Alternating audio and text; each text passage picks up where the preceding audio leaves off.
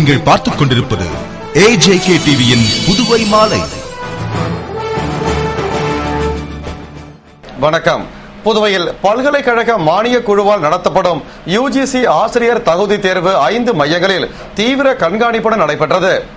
பல்கலைக்கழக மானிய குழுவால் நடத்தப்படும் UGC ஆசிரியர் தகுதி தேர்விற்காக புதுவை பல்கலைக்கழகத்தில் 5029க்கும் மேற்பட்டோர் விண்ணப்பித்திருந்த நிலையில் புதுவையில் இரண்டாவது முறையாக இந்த தேர்வு பாரதிதாசன் அரசு மகளிர் கல்லூரி, லாஸ்பேட்டை விவேகானந்தா மேல்நிலைப்பள்ளி, புனித பேட்ரிக் மேல்நிலைப்பள்ளி, வில்லியனூர் ஆச்சாரியா கலை கல்லூரி மற்றும் ஆச்சாரியா பொறியியல் கல்லூரி என 5 மையங்களில் நடந்தது.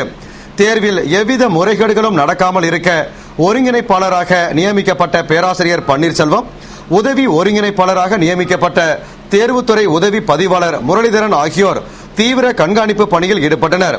இதில் 5000த்திற்கும் மேற்பட்டோர் பங்கேற்று ஆர்வமுடன் தேர்வு எழுதினர்.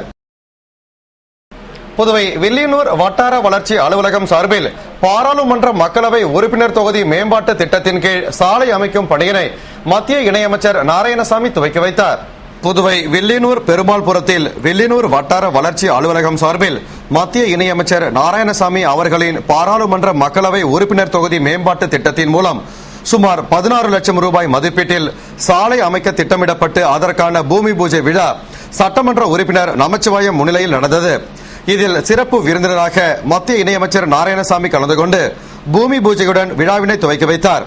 விழாவில் மாவட்ட ஊரக வளர்ச்சி முகமை திட்ட இயக்குநர் ரவி பிரகாஷ், செயற்பொறியாளர் பாஸ்கரன், வில்லியனூர் வட்டார வளர்ச்சி அதிகாரி ராசரத்தினம், உதவி பொறியாளர் மோகன்ராஜ் மற்றும் பொறியாளர்கள், கிராம பொதுமக்கள் ஆகியோர் கலந்து கொண்டனர். அதுபோன்று வில்லியனூர் வட்டார வளர்ச்சி அலுவலகம் மூலம் மத்திய இணையமைச்சர் நாராயணசாமியின் பாராளுமன்ற மக்களவை உறுப்பினர் தொகுதி மேம்பாட்டு திட்டத்தின் கீழ் விநாயகம்பட்டு ஈஸ்வரன் நகரில் தார் சாலை அமைக்கும் பணிக்கான பூமி பூஜை விழா நடைபெற்றது.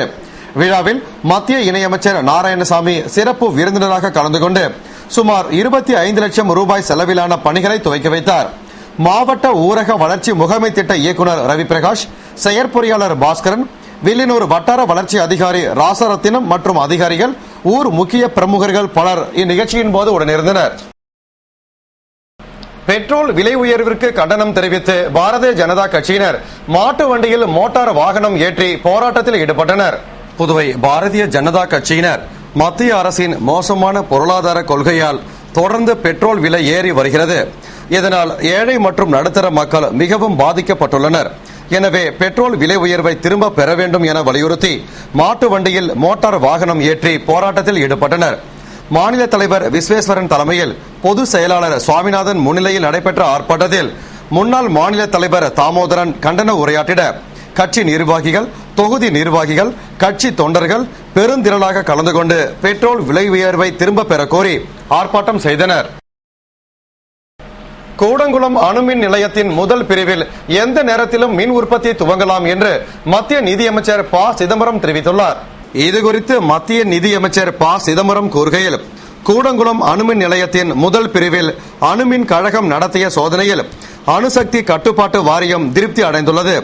அதனால் அணுமின் நிலையத்தின் முதல் பிரிவு எந்த நேரத்திலும் செயல்பட துவங்கலாம் என்று தெரிவித்தார். மேலும் கூடங்குளம் அணுமின் நிலையம் பாதுகாப்பற்றது என்ற கருத்து தவறானது. அது முழுமையான பாதுகாப்புடன் உள்ளது. கூடங்குளம் அணுமின் நிலையத்தின் பாதுகாப்பு அம்சங்கள் குறித்து சாதாரண மக்கள் புரிந்து கொள்வது கஷ்டம். மொத்தத்தில் அணுமின் சக்தி பாதுகாப்பானது மற்றும் சுற்றுச்சூழலுக்கு உகந்தது. கார்பன் டை ஆக்சைடால் சுற்றுச்சூழல் மாசுபடுவதை தடுக்க அணுமின் சக்தி மிகச் சிறந்த பதிலாகும். உலக நாடுகளில் தற்பொழுது 66க்கும் மேற்பட்ட அணு உலைகள் உள்ளன. அவற்றில் 7 உலைகள் இந்தியாவில் உள்ளன. மேலும் நம் நாட்டில் அணுமின் நிலையங்கள் பாதுகாப்பாக இருக்க தேவையான அனைத்து நடவடிக்கைகளும் எடுக்கப்பட்டுள்ளன என்று கூறினார். புதுவை லாரி உரிமையாளர்கள் சங்கம் சார்பில் வரும் 17ஆம் தேதி முதல் நடைபெற உள்ள லாரிகள் வேலைநிறுத்த போராட்டத்திற்கு தமிழ்நாடு லாரி உரிமையாளர்கள் சம்மேளனம் ஆதரவு தெரிவித்துள்ளது. புதுவை மாநிலம் மேட்டுப்பாளையத்தில் கனரக வாகனங்கள் நிறுத்தும் இடத்தில் அடிப்படை வசதிகள் செய்து தரக்கோரி லாரி உரிமையாளர்கள் பல கட்ட போராட்டங்கள் நடத்தி வந்த நிலையில் வரும் 17ஆம் தேதி முதல் கால வரையற்ற லாரிகள் வேலைநிறுத்த போராட்டத்திற்கு அழைப்பு விடுத்துள்ளனர். இந்த போராட்டத்திற்கு தமிழ்நாடு மாநில லாரி உரிமையாளர்கள் சம்மேளனம் ஆதரவு தெரிவித்துள்ளது. தமிழகத்திலிருந்து புதுவைக்கு தினசரி ஏறத்தாழ 1000 லாரிகள் சென்று வருகின்றன. ஆனால் கனரக வாகனங்கள் நிறுத்தும் இடத்தில் போதிய வசதிகள் இல்லாததால் தமிழக லாரி ஓட்டுநர்களும் அவதிப்பட்டு வருவதை கருத்தில் கொண்டு வரும் 17ஆம் தேதி முதல் புதுவைக்கு லாரிகளை இயக்காமல் புதுவை லாரி உரிமையாளர்களின் போராட்டம் வெற்றியடைய தமிழக லாரி உரிமையாளர்கள் சங்கம் ஆதரவு தெரிவித்துள்ளது. புதுவை ஏஎஃப்டி மில்லில் தொடர்ந்து 2வது நாளாக மத்திய நிபுணர் குழு ஆய்வு செய்ததை அடுத்து மத்திய அரசு உரிய நிதி அளித்து மில்லை இயக்கும் என்ற நம்பிக்கையில் தொழிலாளர்கள் உள்ளனர். புதுவை ஏஎஃப்டி மில்லை ஆய்வு செய்ய என்டிசி அதிகாரி அருள்சாமி தலைமையில் மத்திய நிபுணர் குழுவினர் புதுவைக்கு வந்து முதற்கட்டமாக மில்லின் ஏ மற்றும் பி யூனிட்டை ஆய்வு செய்து மில்லின் நிலை குறித்து தலைவர் பாலன், மேலாண் இயக்குனர் சுந்தரம் மற்றும் அதிகாரிகளிடம் கேட்டறிந்தனர். இதன் பின்னர் தொடர்ந்து 2வது நாளாக குறும்பாப்பட்டு, மேட்டுப்பாளையம் ஆகிய இடங்களில் உள்ள கார்மெண்ட்ஸ் உள்ளிட்ட இடங்களையும் பார்வையிட்டனர். மேலும் தற்போதைய மில்லின் நிலை குறித்தும் புனரமைக்க தேவையான நிதி உள்ளிட்ட தகவல்கள் குறித்து மத்திய ஜவுளித்துறையிடம் அறிக்கை தாக்கல் செய்ய உள்ளதாகவும் அதன் பிறகே மத்திய அரசு இறுதி முடிவு எடுக்கும் என்று தெரிவித்தனர். இந்நிலையில் மத்திய இணையமைச்சர் நாராயணசாமியின் முயற்சியால் மத்திய குழு புதுவைக்கு வந்து ஆய்வு செய்தது. அதுபோன்று மத்திய அரசிடம் நிதியை கேட்டு பெறுவதிலும் மத்திய இணையமைச்சர் நடவடிக்கை எடுக்க வேண்டும் என்று தொழிலாளர்கள் எதிர்பார்க்கின்றனர். மேலும் மத்திய அரசு உரிய நிதி அளித்து மில் தொடர்ந்து இயங்க வழிவகுக்கும் என்ற நம்பிக்கையில் தொழிலாளர்கள் உள்ளனர்.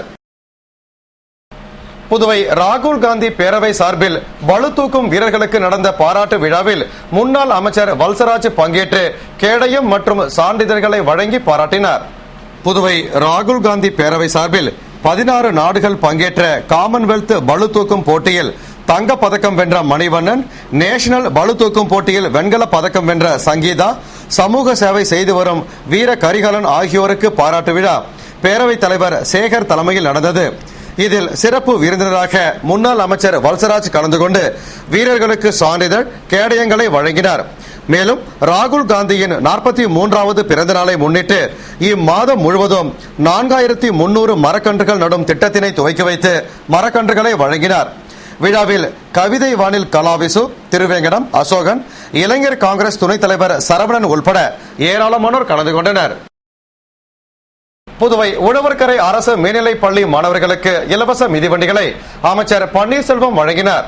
புதுவை அரசு சமூக நலத்துறை சார்பில் அரசு பள்ளிகளில் 9ஆம் வகுப்பு பயிலும் மாணவர்களுக்கு வழங்கப்பட்டு வரும் இலவச மிதிவண்டிகள் வழங்கும் நிகழ்ச்சி உழவர்கரை அரசு மேல்நிலைப் பள்ளியில் நடைபெற்றது. பள்ளி ஆசிரியர் செந்தில்குமார் வரவேற்க பள்ளி முதல்வர் நிர்மலா தலைமையில் மூத்த விரிவுரையாளர் சுதா, தலைமை ஆசிரியை மனோகராபாய் முன்னிலையில் நடைபெற்ற நிகழ்ச்சியில் உள்ளாட்சித்துறை அமைச்சரும் தொகுதியின் சட்டமன்ற உறுப்பினருமான பன்னீர்செல்வம் கலந்து கொண்டு மாணவர்களுக்கு இலவச மிதிவண்டிகளை வழங்கினார். பள்ளி ஆசிரியைகள், மாணவர்கள் மற்றும் ஊர் முக்கிய பிரமுகர்கள் பலர் இந்நிகழ்ச்சியின் போது உடனிருந்தனர். இத்துடன் செய்திகள் நிறைவடைந்தன. வணக்கம்.